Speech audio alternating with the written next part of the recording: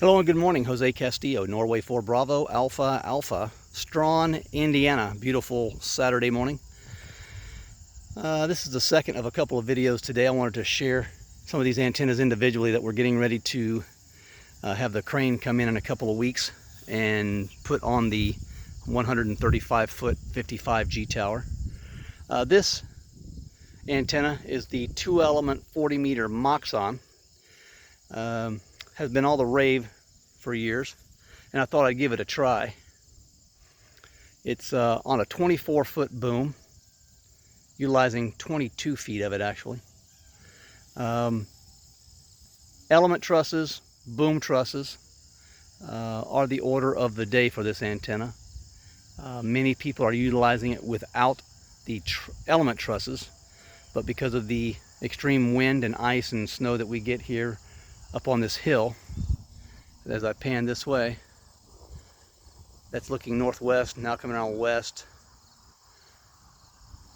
It is a we're about 60 to 80 feet elevation change over the 1,500 to 2,500 yards to the west in that direction, flat to the rest of the area. But the wind from the west and northwest comes roaring up this hill, and it's not uncommon for us to have 60, 70 mile-an-hour winds as routine. So I did opt for the element trusses and of course overhead boom truss. This boom is 3-inch heavy wall, and it should work very well. Has capacitive loaded hats or elements, if you will.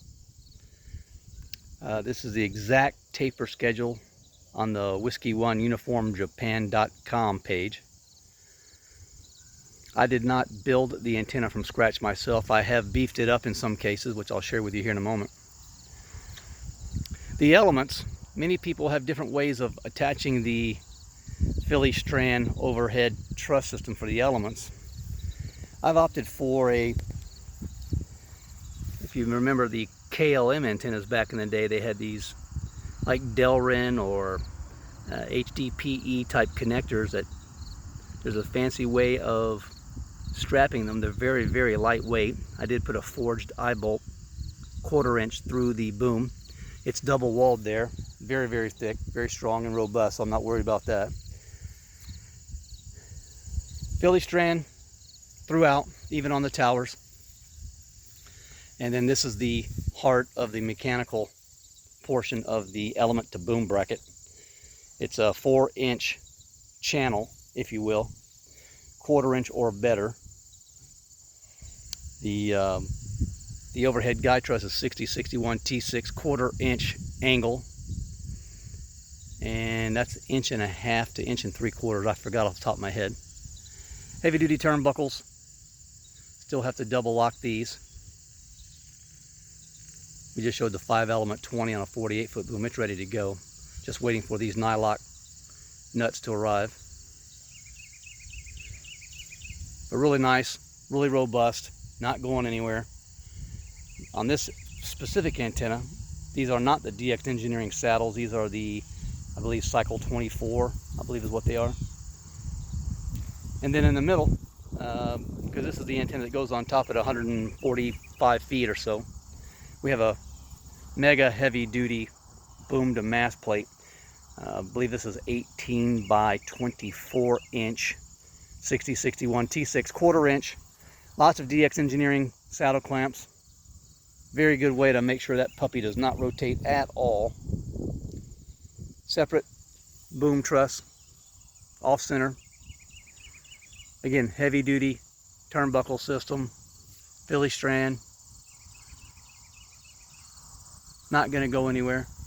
Philly strand properly terminated on the end to prevent ice from deteriorating the Kevlar inserts. And then basically the same identical situation on the driven element. All of these shackles that you've seen in any of these videos will all be lock wired right before we raise it up. This is the driven element with the fiberglass insert between them for a good 1.5 inch separation between the elements.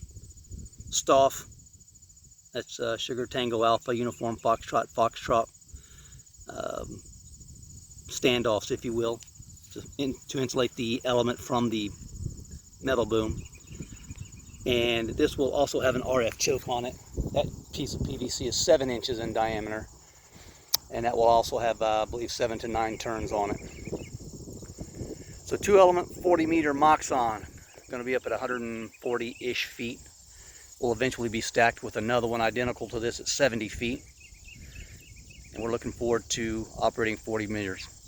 Visual on this antenna, all under 1.5 to 1 in the whole band, from 7.0 up around 7.230. So Norway 4 Bravo Alpha Alpha, Strawn, Indiana. Have a great week. 73.